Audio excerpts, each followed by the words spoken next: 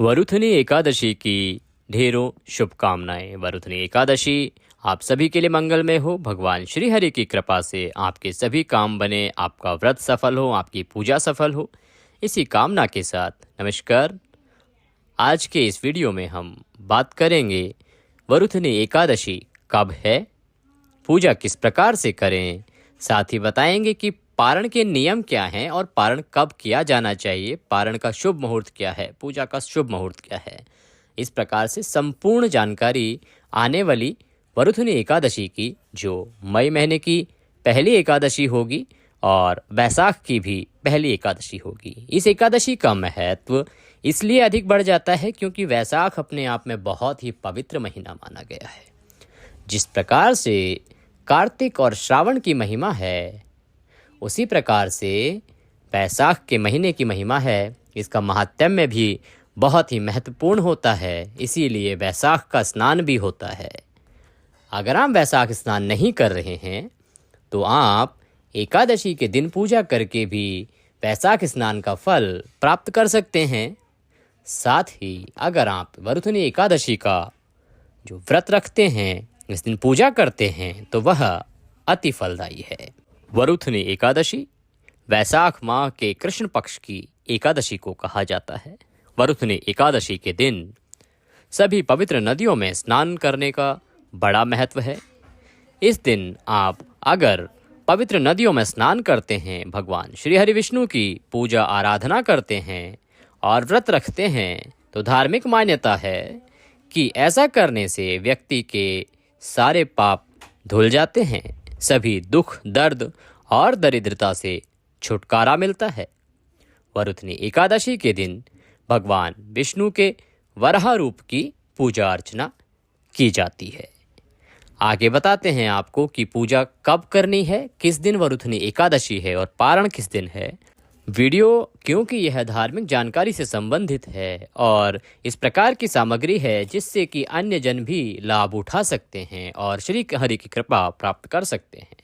इस प्रकार की जानकारी को आप जितने अधिक लोगों तक पहुंचाते हैं, उसके पुण्य का फल भी आपको प्राप्त होता है। अर्थात आपने 10 लोगों को यह वीडियो शेयर किया, इसके बारे में बताया और उन्होंने देख के उसके अनुसार पूजन किया, एकादशी का पारण किया, तो उनको जो लाभ प्राप्त होगा, पुण्य प्राप्त होगा, उसका 10% आपको भी प्राप्त होगा। इसीलिए इस प्रकार की सामग्री जब भी कभी आपके पास आए जो धार्मिक जानकारी रखती हो और धार्मिक दृष्टि से किसी के लिए उपयोगी हो सकती है, तो उसे अवश्य ही अन्य लोगों के साथ साझा करना चाहिए, व्हाट्सएप पे शेयर करना चाहिए उस लिंक को।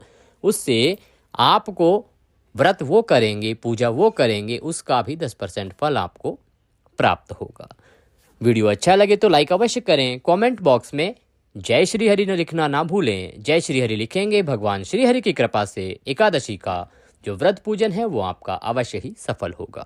चैनल पर नए हैं तो चैनल को सब्सक्राइब करना ना भूलें, क्योंकि इससे समय समय पर सही जानकारी आपको प्राप्त होती है कि कौन सी तिथि कब है, व्रत कब है, किस प्रकार से करना है। इससे आपको नोटिफिकेशन मिलता रहता है और आपसे कोई भी व्रत और त्योहार छूटता नहीं है। बढ़ते हैं आगे। वरुथनी एकादशी का व्रत आप किस दिन कर रहे हैं, यह बताने से पहले जान लेते हैं कि आपको पूजन किस प्रकार से करना है। इस दिन आप एकादशी का व्रत कर रहे हैं, सुबह आपको ब्रह्म मुहूर्त में उठ जाना चाहिए। अगर आप ब्रह्म मुहूर्त में नहीं उठ पाते हैं तो सूर्य उदय से पहले अवश्य ही उठ जाएं। स्नान आदि करने के बाद सूर्य को जल दें। सूर्य को जल देने के बाद आपका जो पूजा स्थल है, मंदिर है, वहाँ पर अगर श्री हरि की कोई तस्वीर, कोई प्रतिमा है तो उत्तम है, अगर नहीं है तो किसी चौकी पर पीला वस्त्र बिछाएं, उस पे पुष्प रखें और आसन दें भगवान श्री हरि को, और उस पर भगवान श्री हरि की कोई प्रतिमा या तस्वीर स्थापित करें। एक लोटा लीजिए, लोटा नहीं है तो ग्लास लीजिए, उसमें शुद्ध जल भरिए, थोड़ा सा गंगा जल उसमें अवश्य मिला लीजिए। अब हम भगवान को स्नान कराएंगे। अगर आपके पास प्रतिमा है तो आप भगवान का अभिषेक भी कर सकते हैं। अभिषेक के लिए पंचामृत बनाइए। पंचामृत कैसे बनाते हैं? थोड़ा सा दूध, थोड़ा सा दही, थोड़ा सा शहद, शक्कर और घी, इन 5 चीज़ों को मिला लीजिए, उससे भगवान का अभिषेक कीजिए और फिर आप शुद्ध जल से उनको स्नान कराइए। अगर आपके पास प्रतिमा नहीं, तस्वीर है, तो आप सांकेतिक स्नान करा सकते हैं, अभिषेक ना कराएं। एक लोटे में जल लीजिए, भगवान को पुष्प से छींटे दीजिए या 2 उंगलियों से भगवान को छींटे दीजिए। उसके बाद साफ कपड़े से उन्हें पोंछिए। साफ वस्त्र से पोंछने के बाद भगवान श्री हरि को रौली, कुमकुम आदि का तिलक लगाइए। तिलक लगा के घी का दिया जलाइए, धूप दिखाइए। भगवान को वस्त्र के रूप में कलावा धागा, मौली जो आप हाथ पर बांधते हैं, उस मौली का एक छोटा सा टुकड़ा तोड़िए और उसे वस्त्र के रूप में अर्पित कीजिए। भगवान को पुष्प अर्पित कीजिए। अगर माला हो तो माला अवश्य ही पहनानी चाहिए। हम व्रत का संकल्प करेंगे। जब भी कभी आप एकादशी व्रत या पूजन करते हैं तो उसका संकल्प अवश्य करना चाहिए। एक साधारण सी विधि हम आपको बताते हैं।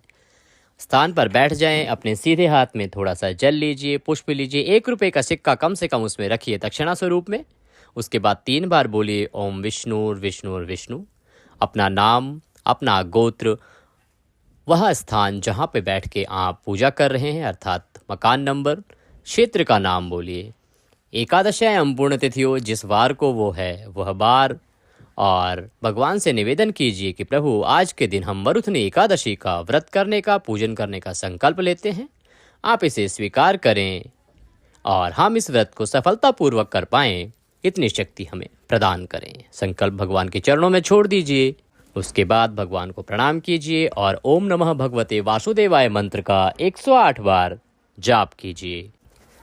आपके पास अगर इतना समय ना हो तो आप कथा सुन के भी अपनी पूजा संपूर्ण कर सकते हैं। कथा प्रत्येक एकादशी पर हमारे चैनल पर सुनाई जाती है, अपलोड की जाती है। आप उसका लिंक हमारे इस वीडियो के डिस्क्रिप्शन में भी देख सकते हैं। कथा सुने, भगवान श्री हरि की आरती करें और आरती करके भगवान को फल का भोग लगाएंगे। बंधु बांधवों में वह प्रसाद वितरित करेंगे और अपने दैनिक कार्यों में अपना दिन व्यतीत करेंगे। कुछ नियम है। सबसे पहले तो जब भी भोग लगाएंगे एकादशी को, तो भगवान श्री हरि का जो भोग है वो तुलसी दल के बिना स्वीकार्य नहीं है, इसीलिए तुलसी का पत्ता अवश्य उसमें रखें। तुलसी उतारने का नियम है। एकादशी के दिन तुलसी के पौधे को हाथ नहीं लगाया जाता है, इसीलिए दशमी तिथि को ही या जिस दिन आप व्रत कर रहे हैं उससे एक दिन पहले ही आपको तुलसी उतार के रख लेनी चाहिए। नियम कहता है कि जिस दिन आप व्रत कर रहे हैं उससे एक दिन पहले दोपहर के बाद आपको भोजन ग्रहण नहीं करना चाहिए, अर्थात अन्न ग्रहण नहीं करना चाहिए। और क्योंकि आजकल बहुत सारी मेडिकल कंडीशंस होती हैं और उस हालात में आप बहुत अधिक समय तक भूखे नहीं रह पाते हैं, तो आप रात्रि का भोजन कर सकते हैं कुछ विशेष परिस्थितियों में, लेकिन जो भी तामसिक पदार्थ हैं उनका उपभोग ना करें। विशेष रूप से लहसुन, प्याज आदि वर्जित हैं। इनका प्रयोग रात्रि भोजन में ना करें। रात्रि को ब्रश करके, दंत धावन करके ही सोएं। उसके बाद सुबह ब्रह्म मुहूर्त में उठें और बताए अनुसार पूजा करें। रात्रि को श्री हरि का जागरण करें और पूरी शालीनता के साथ अपने दिन को व्यतीत करें। अगले दिन सुबह आप ब्रह्म मुहूर्त में उठें या सूर्योदय से पहले अवश्य उठ जाएं और पारण करें।